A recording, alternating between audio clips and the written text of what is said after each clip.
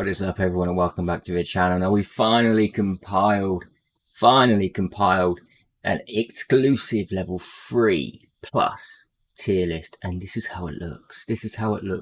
I will say that every single tier here, the order that the characters are in, the heroes, the champions, whatever you want to call them, are all on equal bases. So say for instance, Sinton here is no better than Valentine. Okay, I'm just going to clarify that now, and that is the same through each bracket. Every hero in the same bracket is on equal grounds. That's the way I've done this tier list.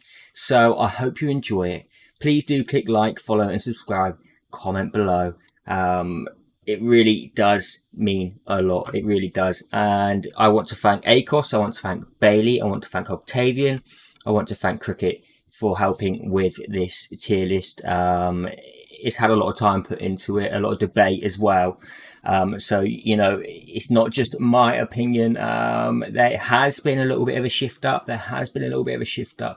And we're going to talk about each hero in this. Well, not every single hero, but I will try and talk about the majority of heroes because people need to know why they are listed where they're listed. Now, once again, these have been tested on the majority. Okay, the only ones that haven't been tested are the likes of Teru, which is obviously this dude here.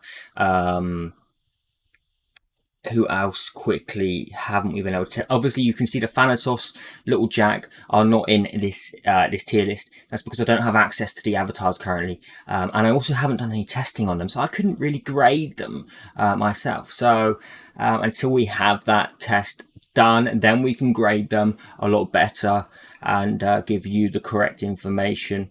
Now let's get into the tier list, and we're going to look straight at A. You're probably noticing that we've disregarded of B. That's because it was just not going to, you know, there wasn't enough of a boundary here between. So B has gone. Now A tier, we have tested Gustav, and Bailey, I'm sorry that you had to use him, you know, build up to A5, and he was E5. He was very well geared, and in PvE, he just did nothing. He did nothing. He was super geared as well. Okay, he really was, and his damage was just not there. So the only place I can think for Gustav is PvP. And remember, this is a pure PvE tier list that will go from, say, dungeons, tower, faction abyss, campaign, all of that. Okay, so we're gonna continue. I'm sorry I'm rambling on. This is probably going to be a bit of a long video, so bear with me. I appreciate all of you. I appreciate all the watch time. And again, do comment below. So Shoulder is another hero I haven't really tested. Okay, so some of you may be thinking, well, okay, he shouldn't be that low because I've used him and I rate him higher. If you have tested Shoulder, please do let me know, or Shielder, however you want to call him. Please do let me know. Get in touch either in the comments below or in Discord, because I do need someone to know who's tested him. But on the theory, I just can't put him up higher at the moment. How 9000, obviously we all know about How 9000, and he's just not great. He isn't going to do a lot even at fully exclusive.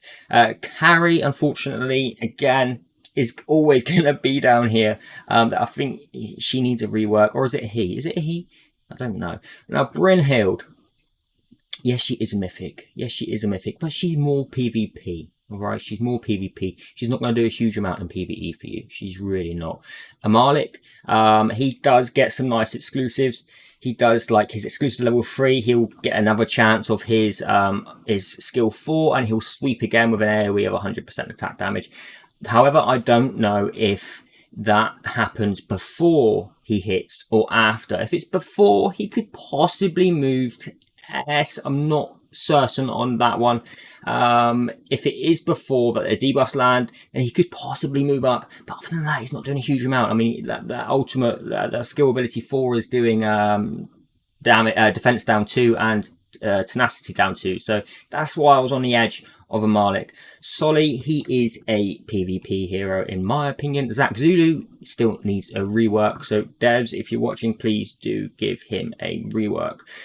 Carried is, you know, he can be useful for Tower of Mark and possibly some Faction Abyss, but he still isn't doing enough in his area. So if you have him at E3, then you can focus much better elsewhere. Valentine, again, they did rework him. He still is not doing enough damage. He takes too long to power up and all that malarkey. So he is staying in A+, even with fully exclusive. Anna, again, she needs to be looked at. I do have high hopes for Anna. I feel like she could be good. And yes, her E3 does grant an extra 100% detonation damage. But when we compare it to the likes of Healthburn and similar kind of scenarios, she's not there. Burn isn't there. In fact, this really does show throughout every single tier list we've done how strong Healthburn really is. So I don't know what the hell can be done about that. I really don't. I don't know what can be done about that. Maybe one day we'll be saying something different. Naskama, he is pretty cool, and he does give like the likes of Horrify at exclusive 3, and also another factor at E2. Let me just double check that a moment. Let me just double check exactly what it is that he does at E2. The enemy bound to health connection receives 15% more damage.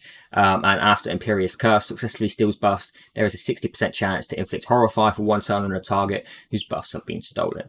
But he's more PvP, guys. He really is. He's not going to do a huge amount for you in PvE. So if you're building him, it's very limited on use. Now, Teru, he really is a selfish character.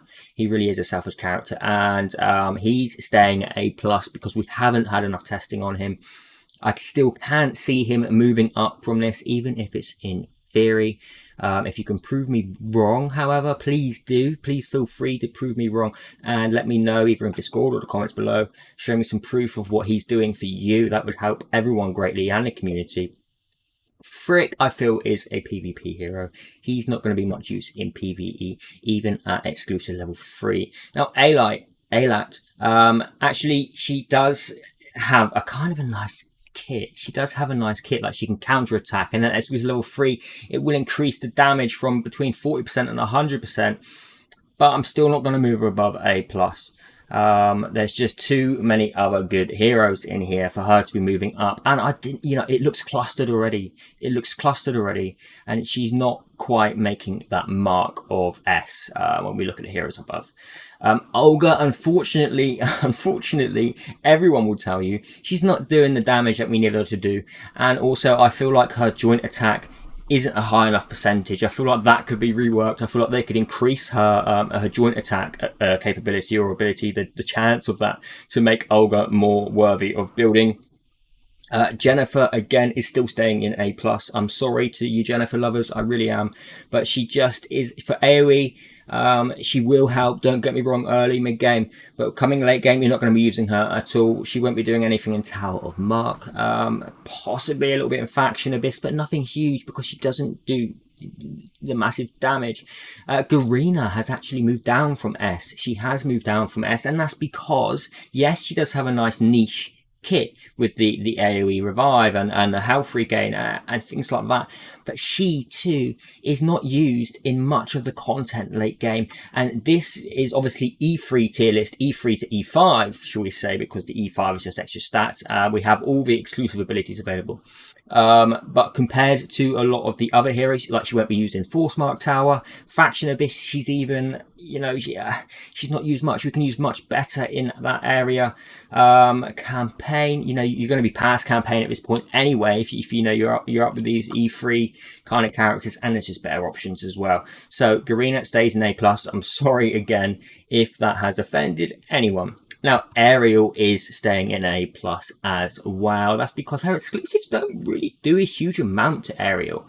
Yes, she does get granted some extra damage, but again, it's still not a huge amount. And when we're comparing her to other direct damage dealers, the scaling isn't there. So she is staying in A+. Gramdy is actually a decent control hero. He can be used, but you're definitely going to need the likes of Speed Down in your team to really make use of Gramdy. He can freeze as well, but he's no comparison to, say, Nasil, who is in S+. Other control heroes like Zyra, you just can't compare him with them. So maybe PvP is a good option for Gramdy, but here in PvE, he's not quite reaching that S mark plus. Sinton again is a PvP hero. He early game you could use Sinton a little bit, but you're not going to get a huge amount of use out of him in PvE. So he is staying in A plus as well. Moving on up to S tier. Now, Lamb is staying in S tier, and that's purely because he is very good with his exclusive level 3, but he requires such a high roll of gear. He's very hard to build. If you can build him with insanely massive health, then yes, okay, Lamb potentially could be S+, but the majority of people are just not going to have that gear he needs to make him that kind of hero. So he is used a lot. He can help you in Mark of Tower. He will help you get to, I know Octavian got to floor 29 with Lamb. He is also usable in PvP. So, stacking him with the likes of, you need the likes of even Nordak or Gru for that max health gain as well, because he's going to be dealing more damage at a max health. So he does require a lot of work. So Lamb stays in S. Eric is going to be moving up to S from A+. That's because his bombs don't have a chance of being removed at E3. And I haven't done quite enough testing on Eric. If someone has Eric at 150 E3 or E5, please can you get in touch so we can get a full understanding of Eric and how well he is working, because he is a very fun hero to use. He can land a lot of stuns, and the fact is that at E3 his bombs aren't, there's a chance of not getting removed when they're detonated, so that is a very nice factor as well. Now Aisha does move up from A+ to S. That's because of her scaling capabilities in exclusives increase her damage, but she's still not an S+ hero. She will be doing more damage, she will be more sustainable, but she's not moving up any further than S. I'm sorry, again, I feel like Aisha could be an amazing hero. She looks great as well, but considering she's a red mark hero, we won't need her in the likes of Marks of Tower. She can help you early, mid-game, obviously, for campaign, but she will fall off even at E3. So please bear that in mind before building any hero in this tier list, because that's how it's been looked at. Now, Mai actually is very good at E3 because she gets an increased piercing rate. She also gets increased damage, I think, at E2. So Mai does move up as well to S tier, and she can be useful. So again, all these heroes in this S tier are on a similar level. They're in no particular order. But she's still not, when we compare her to, say, Healthburn, when we compare her to some of the big direct damage dealers, to some of the poison dealers, she's not making the cut. She is a very fun hero, however. The periodic damage at the end of each turn when the enemy has a debuff on them is a pretty cool feature. Gunner will be staying at S tier. That's because I feel like Gunner is more of a PvP hero. He does have a very nice kit. He is useful. He can remove shields. He does land burns, but burns isn't quite health burn, and he doesn't land enough health burn in order to put him up a tier here. So Gunner is a good hero, just as anyone else here, but he will be staying in S tier. Now Gru has moved up to S, and that's because at exclusive level 3 he becomes much more useful because he gets a max health increase of 25% on his buff cap. So he will get 50% health increase, and everyone else will get a 25% health increase, which can work with the likes of health burn, also the survivability of your team if you're in a really hard stage. But when we compare him to Nordak, who is a mythic and is very much worthy of God tier, who is doing so much more than just increasing our health once he's at E2. To compare the two against each other, because that's what we're looking at, is that health increase, and the kit of Nordak is just insane. I know he's a mythic, but he's so much better in comparison, so we can't put him anywhere near him. I'm sorry, again, I know some people are Gru lovers. Melina, again, she will get at E3, she will get a 35% increase on her return of heal from damage dealt. Now, yes, it sounds very nice. However, she's very hard to build as well. She requires a lot of gear, and to be honest, there is other better heroes in the green mark. There is other better just in general. So you're going to need a shit ton of gear. You're going to need to have And the thing is, you want her fast as well because you want her to buff your team. She only strips attribute buffs, no other buffs. So that is a fallback on her. Her exclusive level 2, she does get like a 50% increased layer damage stacking kind of thing on Chivalry. However, she is S tier. She's not going to be moved up to S+.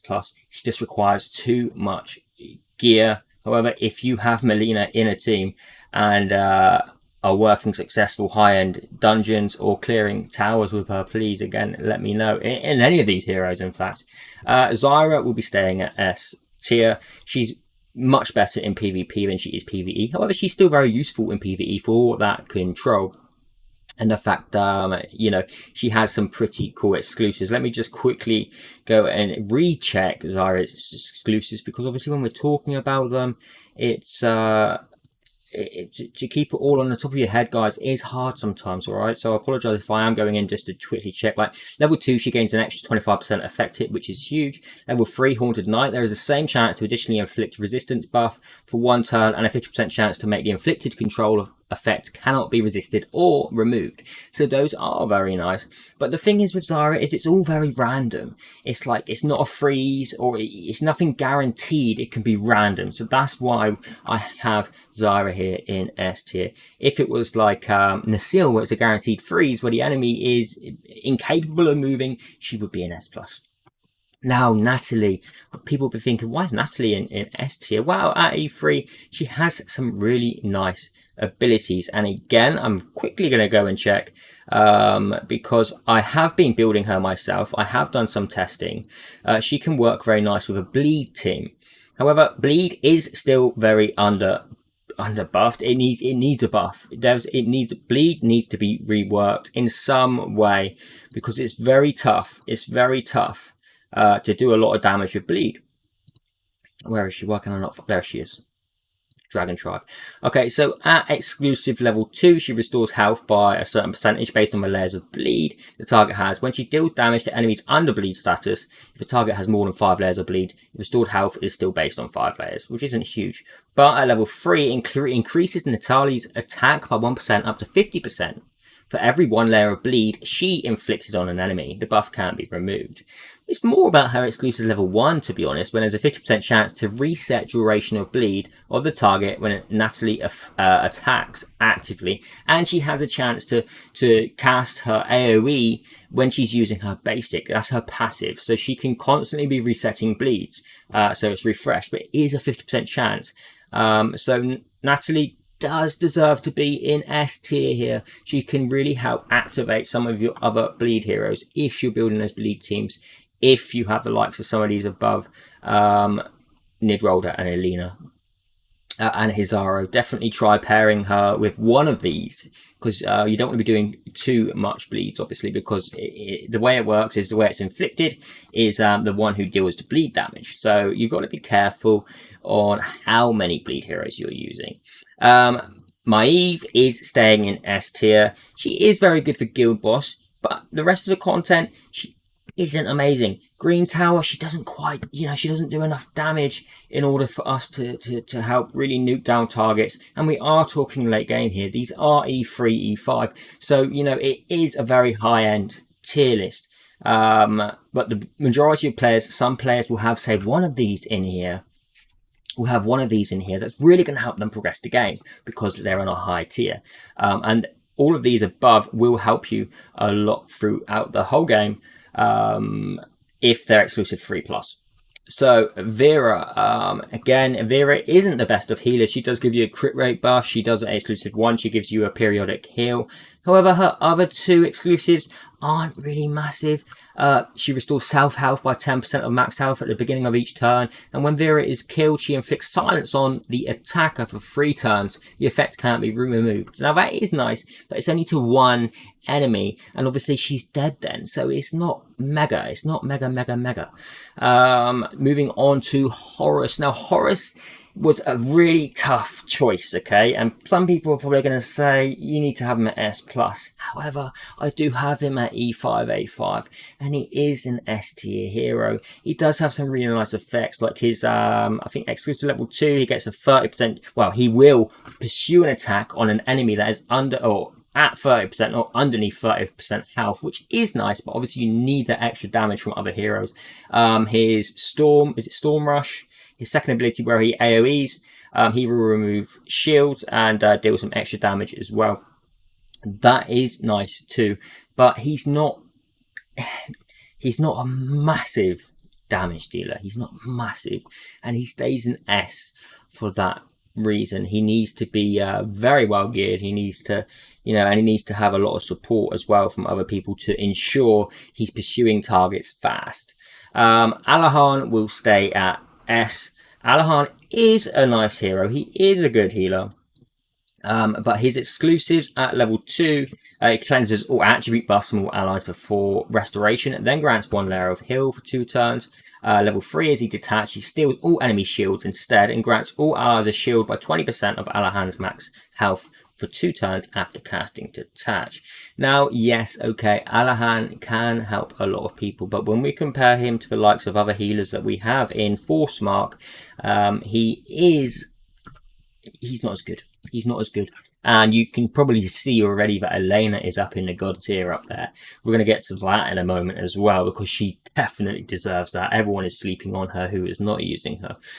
Moving on to Slack, though. Slack, though, is more of a PvP hero. He does do a lot of damage in PvE, but again, he is very much suited to PvP because, you want him to be stripping the buffs. You want him to be causing that res buff, res debuff. Let me just quickly go into Slack though a moment as well, and just to double check, so I'm 100% here. Like level 1, he removes all of the target's buffs before attacking. Level 2, he steals all of the target's attribute buffs and reduces the target's turn meter by 25% if they have no attribute buffs. Level 3 increases 2 stages of attack. The final stage increases 100% damage to targets under res buff status. Now, you can see why he is very much a PvP hero, because a lot of the time the enemies don't get a chance to buff up in PvE when we're attacking, because we're killing things that fast. So Slack, though, very much is a PvP hero. He is still going to help some of you in PvE content, so don't rule him out. He is a good hero. He is on par with all of these in here as well. They are all very good. Sana is going to be staying in S tier as well. Now, yes, I know at exclusive level 3, her ultimate will give all allies a crit rate bonus of 50%, the same as she does with herself, and she also gets a bit of extra crit damage at exclusive 2. However, she as well is more of a PvP hero, and it would require us to set a build around her to say set people at 50% crit rate, and then if she was buffing them as well, they would be at 100% crit rate, which means that maybe, yeah, okay, we could build a very solid direct damage team, and she is still in S, so that still does mean that she's very good. But is she S plus tier? I just can't put her up there. She is cool. She is good, all right? She is. And you would have to build around her. So if she is your selection, you're going to want to have direct damage, support of her, and an attack buffer as well. Moving on to Margarita. Yes, Margarita is amazing at E1. However, her further 2 exclusives don't make her much better, and she does purely really rely on her ultimate skill, her skill 4, for damage. And once that's gone, you'll notice that she really isn't doing much else. So again, PvP, she's an amazing tier, yes, because we can nuke down enemy teams. But once we've cleared a wave with Margarita, the next wave we move on to, she's not going to be doing anything. She's really not, and you're going to be waiting for that AoE to come back around again. Serena didn't move up to S+. She didn't move up to S+. Yes, she does get some really cool exclusives, like the fact that she gets to keep her feathers through each wave she goes through. However, she doesn't do enough direct damage to put her into S+ either. There's just better options. She is very, very good, just like, again, all of these on S tier are. Campaign, she's going to help you hugely. But when we're getting into the further parts of the game, she's going to really struggle to deal a lot of damage. And like her skill 2, she'll shield herself and stealth herself. But the problem with that is, we want to be dealing constant damage. So she hasn't got quite enough damage options on her skill kit. She can self-preservate. She will help a lot. But she's not an S+. Moving on up to S+ tier. And now you're obviously going to see the likes of 5 mythics here. And Nita is first. Nita is a poison mythic damage dealer. She is very good. She is S+, as are all these heroes in S+, very, very good, and rightly so. She's a mythic. She has to be good, right? I mean, we could, PvE, she is. We're going to have a look at her exclusives quickly. I'm going to go through it just because, again, my memory. Level 1, she inflicts resistance buff for 1 turn when dealing damage for the first time. Level 2, she has this 25% chance to inflict 1 layer of poison on all enemies for 2 turns at the start of her turn. It's very nice. It's very similar to, say, the likes of Taff. So pairing Nita with Taff and Walter or Turf, we're going to be getting a lot of poisons off, a lot of poison stacks off, which is huge. Level 3, she gets additionally triggers poison 1 time after dealing 3 stages of damage, up to 6 layers. So she can really activate your poison damage teams. So if you do have her at E3, this is where she's sitting for me personally. Remember, this is all my opinion and others in the community. So, don't trust everything I say. You may know better than me. Who knows? Lucaia. Now, I would have loved to say that she's a god tier hero. However, Bleed still does need a rework. It really does need a rework. She does do a lot of attack damage on her skill 4. I am going to go into her exclusives as well a moment, just to be certain, because the mythics are very hard for me to memorize, and they shouldn't be because there's not many of them. Maybe it's because I don't use them enough.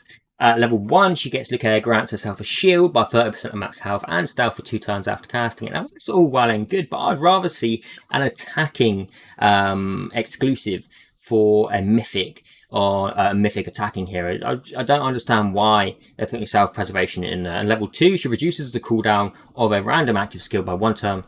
Each time Lucaia gains 1 piece of soul fragment, each soul fragment additionally increases her piercing rate by 5%, and soul core increases her piercing rate by 25%. That is, of course, for her nuking direct damage. That's not in regards to her bleed. Level 3, Spirit Blade Outburst inflicts 1 layer of bleed for 2 turns whenever the last 5 stages land a crit, or there is a 60% chance to inflict 1 layer of bleed for 2 turns if no crit is landed. So depending on how you're building her, there are ways to work around that. It inflicts a 1 layer for 2 turns whenever the last 5 stages land a crit, and this is on her ultimate skill. And if there isn't a crit, it will still inflict 1 layer of bleed. So it's still the same kind of chance there, right? No, if a crit lands, it's a 100% chance. If it doesn't, there's a 60% chance. Now, Lucaia obviously is very good in like Guild Boss, but because of bleed, she's not a god tier mythic. She is very cool. She looks amazing. She will help you in the Red Mark Tower as well. Moving on to Malkio. Malkio deserves an A3 to be in S+. That's because now. Yes, I know some of you are like, well, why the hell is a mythic in S+, Karzak? What? Why? Well, Malkio is more of a PvP hero. He can nuke, he can really nuke down the enemy, but he has an interesting skill set on his exclusives, and I need to check it. Because they are long. They do really, really long. Malkio gains on level 1. He gains different effects when casting intermediate or advanced skills or different elements. Thunder increases self-turn meter by 30%. Fire cleanses all attribute debuffs from self, and darkness restores self health by 18% of max health. Which then, they're okay. You would want to see the Thunder one happening all the time, however, to increase our turn meter. At level 2, he gains 1 additional layer of intermediate elemental charge at the beginning of each wave. Malkio gains a layer of elemental saturation, which increases self damage dealt by 5% whenever he consumes 1 layer of basic elemental charge or intermediate elemental charge, up to 6 layers, so potentially increasing the damage by 30%.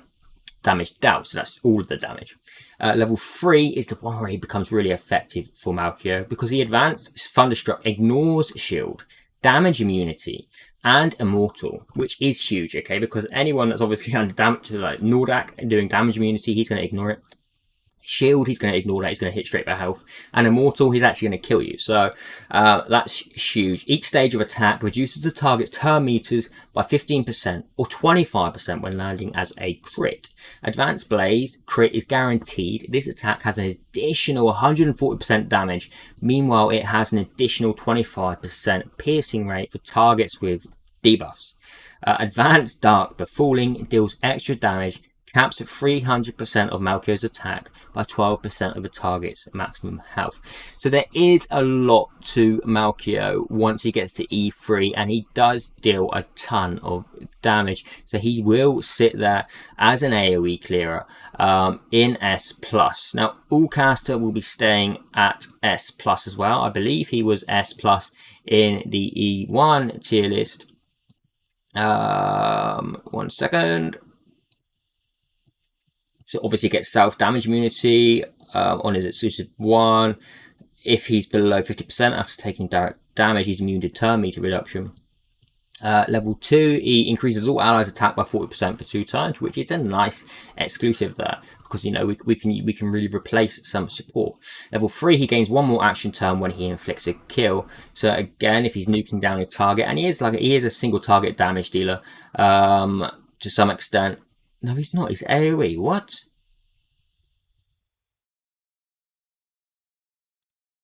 Why did I think Allcaster was a single target? Oh, it's because of his basic attack. It deals 3 stages of 100% attack damage each to a single enemy. If self health is below 50%, he additionally grants self 40% leech and increases self turn meter by 10% if he's not below 50%. That's why I used to think he was single target. So my bad there. See, I always thought Allcaster was a single target. 200% to all enemies. Increases self-attack by 40% for 2 turns, and his ultimate deals 200% attack damage to all enemies with 30% chance to reduce their defense by 60% for 2 turns. So that is that on Allcaster, and Allcaster does belong in S+. You can see that it wasn't me who put Allcaster up there, it was actually someone who helped with the tier list. So, you know, I have had a lot of help as well. Madalena is sitting in S+ as well. And 1 moment, I need to read her exclusives.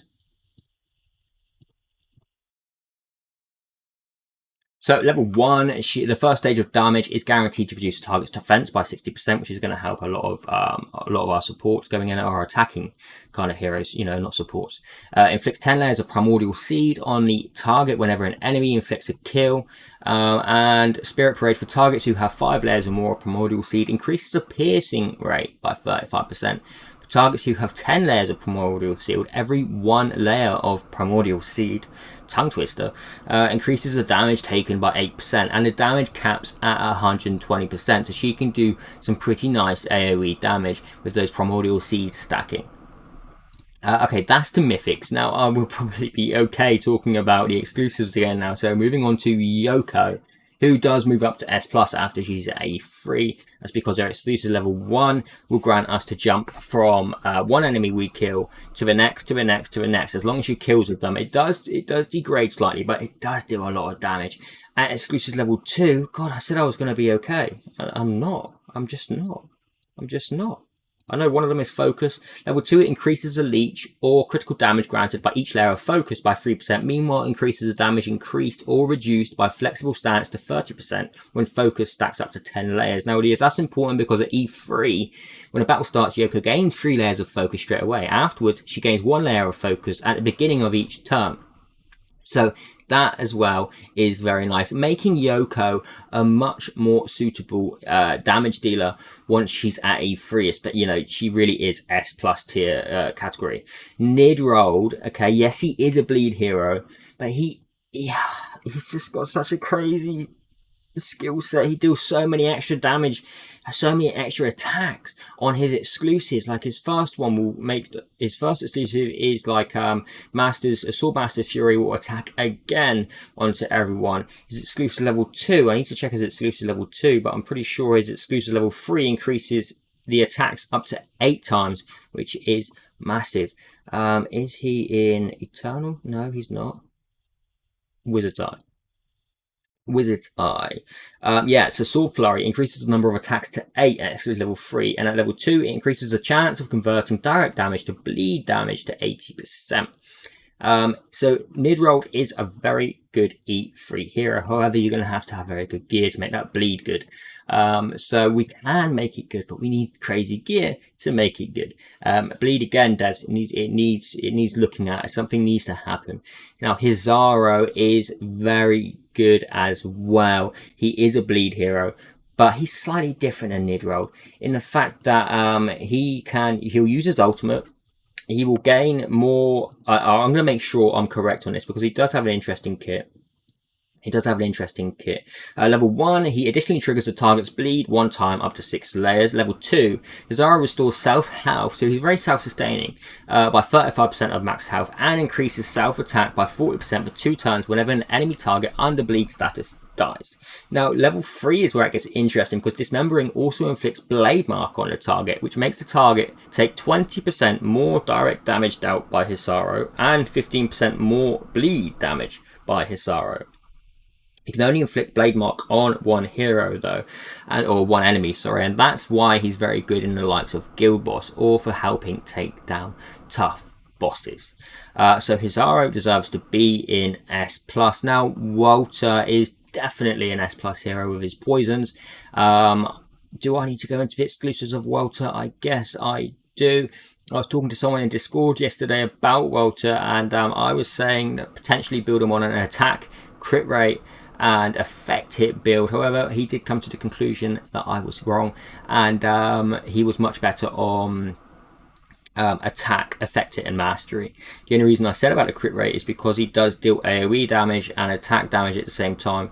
So that's why I was kind of thinking, well, crit rate and high attack will be nice with the effect hit, trying to get that AoE damage in on his 2 abilities. But at level 1, he's immune to poison, meanwhile reduces the direct damage dealt by any target under poison status by 20%. Level 2, poison talents, there is the same chance to inflict 1 more layer of poison for 2 turns when successfully inflicting poison. At level 3, Walter can deal 30% more poison damage, and his allies can deal 15% more poison damage. So Walter really does enhance your poison team.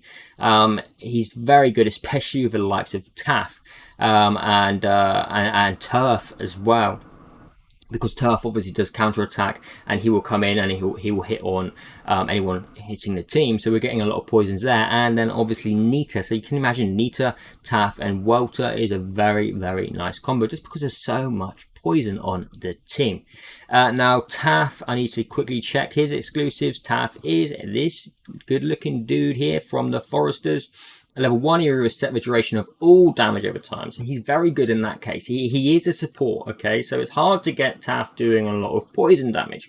You do want to build him as a support hero, but he is resetting the duration of all damage over time, which is massive. That's exclusive level 1. Level 2, targets will be additionally inflicted with severe wound for 2 turns once they're intertwined.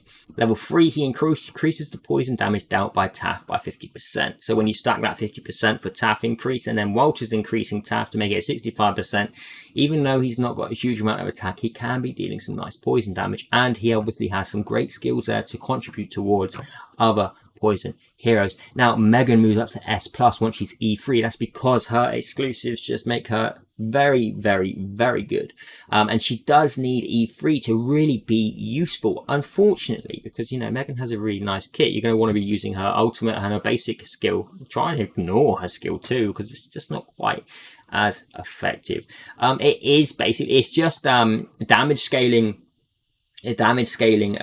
exclusives. So like at level 2, she gets 1 layer of law when her turn ends, and level 3 additionally increases crit damage by 70% to 120% to lower the target's health. The higher the crit damage bonus. So obviously as the enemy is losing health, the more damage that she is dealing. Moving on over to Besmok, you've all seen the showcase of Besmok in Guild Boss, and Besmok is such a freaking crazy nuking hero. He's not a god tier though. He's not god tier, and he definitely, you know, he's not health burn.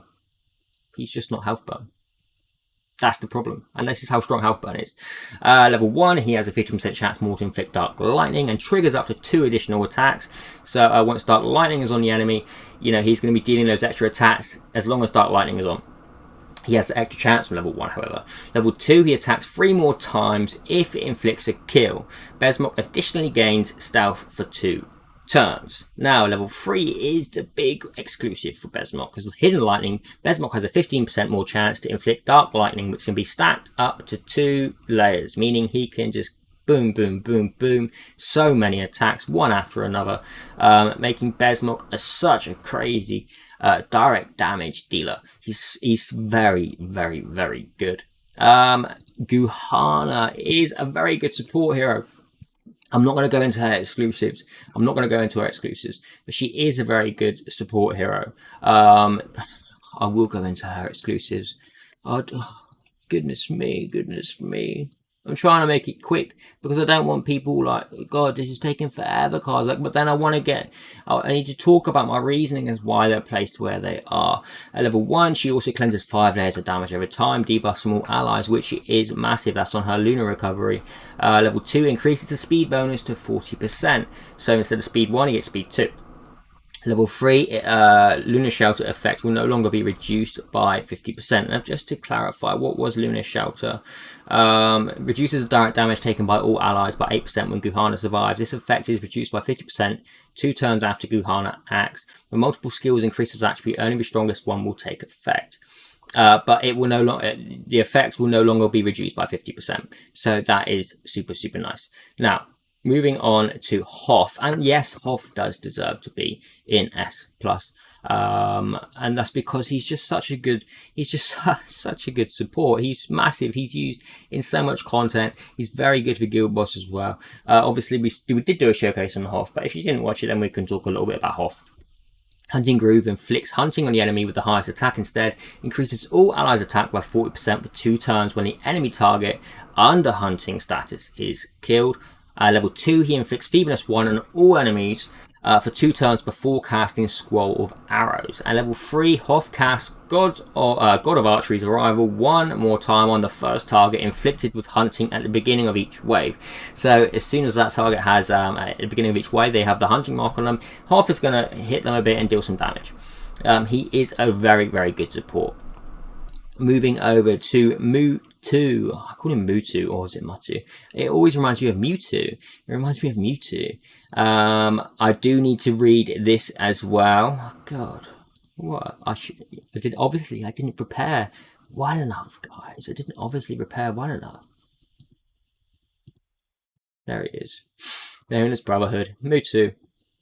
Now, obviously, he transforms into a werewolf, and he can deal some very nice single-target damage. When Mewtwo is in werewolf form, he also has a damage reduction effect of human form. Werewolf form is retained after he is revived or after wave transitions, which is a big one at exclusive 1 in level 2. Mewtwo gains 2 layers of boiling at the beginning of each wave. Resets the cooldown of all skills when he transforms into a werewolf. That is a really nice exclusive to know that his skills are going to be reset. Level 3, when he's in werewolf form, it increases his piercing rate by 6%, up to 30% when a turn starts, meaning he's going to be ignoring defense, meaning he can really nuke very hard. Nasil, yes, Nasil is very hyped at the moment, and that's because how good he is going straight away before any enemies, freezing the entire team. If you have that high enough effective. Nasil is also a very good protector of your allies as well. You know, he can really help keep the self-sustain on your allies. And sometimes when an ally is hit, they will get frozen thanks to being protected by Nasil. He is definitely worthy of S+, because he can just control many ways thanks to his low cooldown rate on his skill 2. I think it's a 3-turn cooldown, meaning that between waves we're most likely going to have that ready each wave. So he's very, very good for controlling the battlefield. Asindo, again, I'm not going to go too much into Asindo. A lot of people know about Asindo already, but at E3, any enemy that's under control status, if she hits them, they will be frozen, which is a very good exclusive free. Moving on to Slavel, sorry. Claire, if you pick up on me saying how I say that name again. Yeah, Yeah, just don't. Her exclusive level 1 is huge because it extends the duration of control immunity to 3 turns, and she acts 1 turn after self-buffing with attack. Level 2, she also gains 1 layer of Sniper Master when an ally inflicts a kill, and level 3, precise sniping ignores a mortal and damage immunity, and an enemy killed cannot be revived. So, that's a very big PvP trait there. However, it is also very good in PvE, especially Marker Tower, because if you're killing the target with precise sniping, it means that the boss can't revive them on the ultimate that he casts. So Slavel is super good. She's support. She can do a lot of damage as well. She does require a lot of a very good build. However, moving on to Elena, and I am an Elena lover. I do like Elena. And what faction is she again? It's not Sword Harbor, is it? Oh my goodness. My apologies, guys. She is Holy Light Parliament. Exclusives, and they are a little bit long. Level 1, she additionally gains 30% leech when Elena has counterattack. Very nice for self-sustainability. Elena gains 1 more action turn, and the duration of counterattack is increased by 1 round after casting countering image, which is really nice because she's getting that 1 extra turn, meaning she can do another ability before she has to cast her counter ability again. Level 3, she gets Spirit Blade Force, no longer limited by layers of bleed. Inflicts 1 layer of bleed for 2 turns on a target who has no bleed when dealing damage to them. I really like Elena. I wish she could be stronger, and the only reason that she isn't stronger is because bleed at the moment needs a rework. It needs it. It needs it. There's so many good heroes that could compete with the likes of the health burn heroes if it was reworked. Focus is a great support, especially if you have the likes of Hizonia to reset his skill 4 to re-nuke that health burn. He can be used on so many heroes because, it's not even the fact of his exclusives. He's just that good. He will reset all of the skills of the ally. He will then make them have a full turn meter, meaning they can attack straight away. Also, we get the factor of immunity, and is exclusive level 2. You get each time he has a turn, increases the lowest ally's turn meter by 15%, which is also pretty nice. Moving on to Turf, and Turf does stay in S+. He is a very, very good hero. He has been he will be from E0 to E3. Obviously E1 he gets a 60% shield. E2 is E2 where he could do the extra damage, or is that E3? That may be E3. E2 he gains leech, 30% leech when attacking targets under poison status, making him just so self-sustaining. Level 3, deadly poison increases the damage of each layer of poison by 10% when attacking targets under poison status, up to 100%, obviously because we can stack 10 layers of poison, meaning deadly poison is really increasing that poison damage. So Turf, Walter, Taff, Nita, those kind of heroes, if you have them for the poison, they are so good together. Space obviously is amazing. She's a free hero to begin with, but she does get better with her exclusives as well. She will increase the self-turn meter of all allies on her ultimate. She also starts off with a 26% turn meter as well. She can grant speed buff to our allies, and I believe the turn meter is slightly increased on her cast. I think it's at E3 or E2. E3 or E2. Hang on. Yes, level 3 increases the turn meter by 30% for allies, which is a huge one at level 3, especially when she's super fast, because it's really pushing our allies ahead of the enemy. Level 2 is 6% of max health heal was increased. That's quite a bit because she does a 10% max health heal. Luz is very, very good. He's super self-sustaining as well, and a lot of people do enjoy Luz. So he is rightly so sitting in S+ as well. Level 1 is each stage deals extra damage, caps at 200% of Luz's attack by 3% of the target's max health. Level 2, Submerged Dragon, doubles the extra damage and its cap. Level 3, Victorious Pursuit, also increases Luz's critical damage by the same amount, and he will honestly, if you have him at E3, he's a very, very good hero to have, rightly sitting in S+ as well. Dario, Dario's super fun because he gets an extra E3. I think he gets the extra slash on a hero once his disrupting ray kills someone. And level two, God. Level 2, he has 20% leech rate. Obviously, level 1 is the big one on Dario, where he gains 3 layers of Shadow Flame when disrupting ray kills a target. But attacking one more enemy and slashes a target whose health is below 10% as well is super nice on level 3. Nearly there, guys. We're nearly there. How long has it been? 49 minutes? Oh my god. I do apologise. Fiona. She does stay in S+. Fiona is a fantastic hero. She is. She's Holy Light Parliament. At level 2, increases the chance to inflict stun by 20%, making her very effective on her AoE stun. Level 3 additionally restores an ally's health by 20% of Fiona's max health when she resurrects. Targets this to ally if the ally is dead. Grants him a shield by 20% of Fiona's max health instead. So Fiona does stay in S+. Moving on to God. And, you're probably looking here now. Elena has moved up, and Elena is absolutely amazing. Zia obviously is God tier here as well, and Ben Austin moved up too. So pretty interesting. Ben Austin we will talk about quickly. On his exclusive level 1, he additionally steals 10% of a target's turn meter when successfully increasing the cooldown of their skills. Level 2, targets who have control effects cleansed by King's Benevolence additionally gain 50% effect resistance for 2 turns. Level 3 resets its cooldown if it fails to kill the enemy target. Now that's a big one because King's Majesty removes all buffs from an enemy target, then inflicts resistance buff, meaning they can't get any buffs on them for 1 turn, cleanses all control effects from all allies, and makes them pursue and attack this enemy target 1 time. So it is very nice. It really can enable your team. Moving on to Luna, and Luna stays in God tier as well. She stays in God tier because she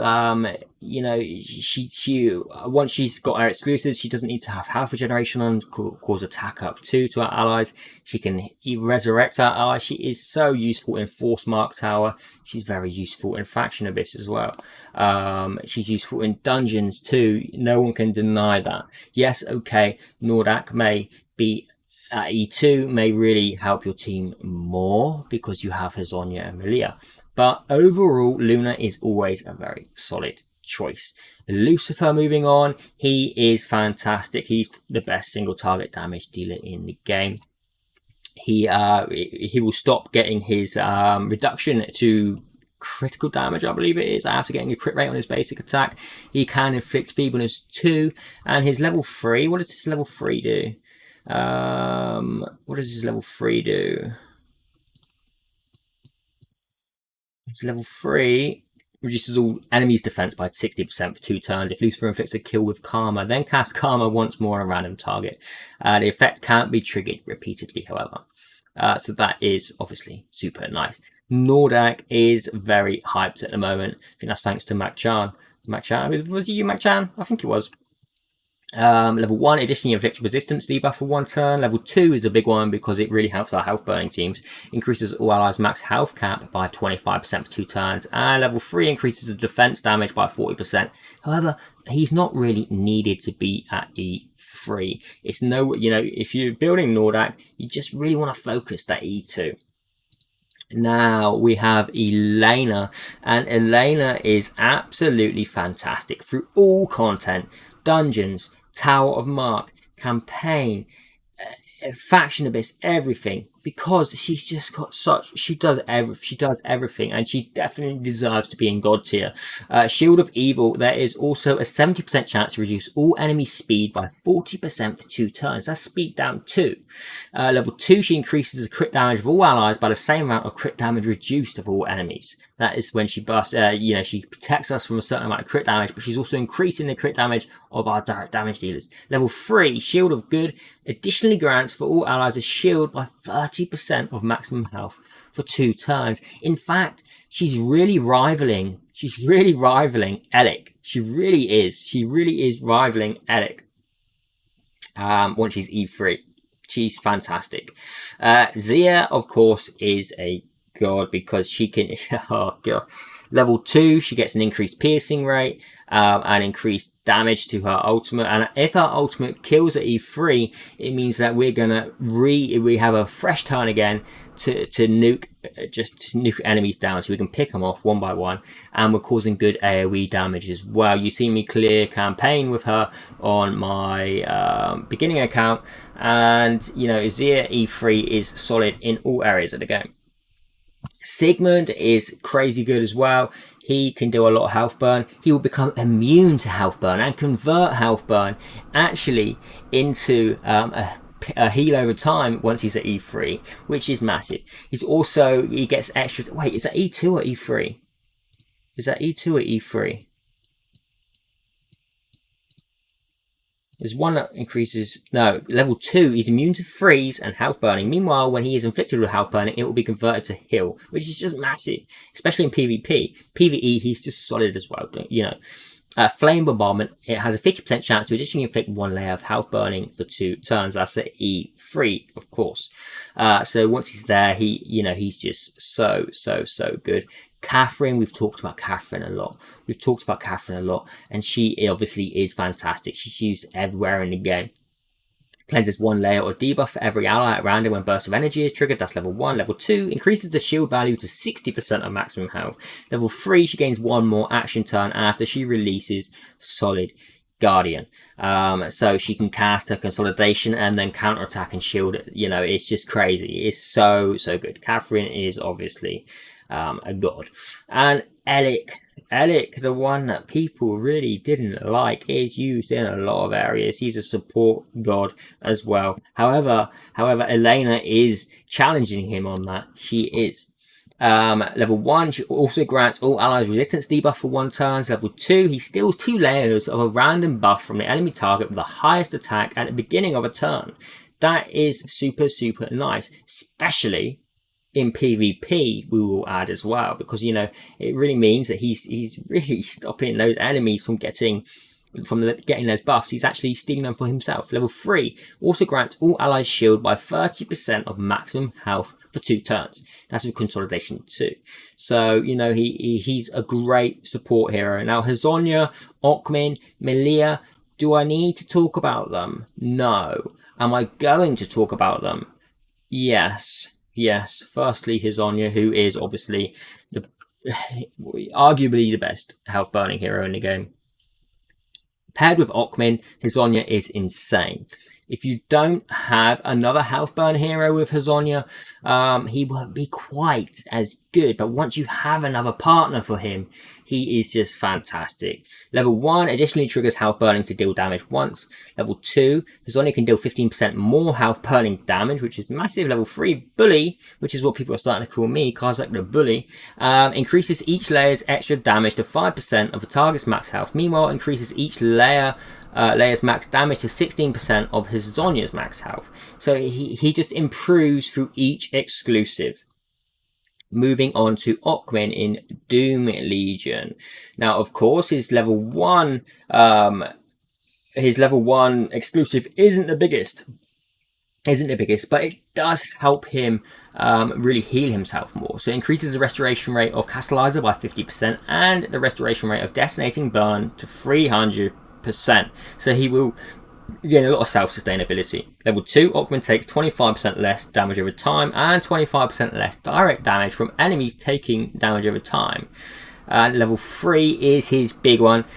Blade of Cruelty attacks 3 more times, meaning we can land so much health burn or burn because it attacks the enemies 5 times at random. So you can think 8 times at random attacks going off there. Ping, ping, ping, ping, ping. Means he can cover a lot of health burn or burn to really stack those damage over time on the enemy. Don't forget his skill 2 can obviously reset the duration of health burn. Now Melia, which everyone was raving about from the beginning of the game, and she obviously, you know, no one can deny she's amazing. Valkyrie status lasts for 1 more turn at level 1. Level 2, Melia inflicts 1 layer of health burning on all enemies for 2 turns after casting Valkyrie. Level 3 increases the damage dealt by health burning by 25% when Melia is under the Valkyrie status. Now, Melia is so good in Guild Boss alone, alongside direct damage dealers as well, because she can really keep the 5 layers of health burn on the Guild Boss. I would say probably to pair with Hazonia to explode that health burning if you want to try and maximize that damage. If you haven't got a lot of direct damage dealers, that would be the way to go. I want to thank everyone. If you watched the entire thing, guys, thank you so much. Because this was another seriously long one. It's 59 minutes. We're just approaching an hour. It was a big tier list, an important one, and I felt the need to really explain a lot and talk about each hero's exclusives. I tried not to, but I couldn't help myself, so I apologize. It is a very, very long video again. So thank you so much for tuning in. I hope you agree with the tier list. If you do let me know below in the comments below. Do subscribe, do like the video, and again, comment below. I want to hear your thoughts. I want to know if you think this is accurate or if you disagree. It's absolutely fine if you disagree, but let me know your reasoning to disagreeing on certain heroes as well. Once again, I'm Karzak the Bull. Take care, everyone. Thanks again.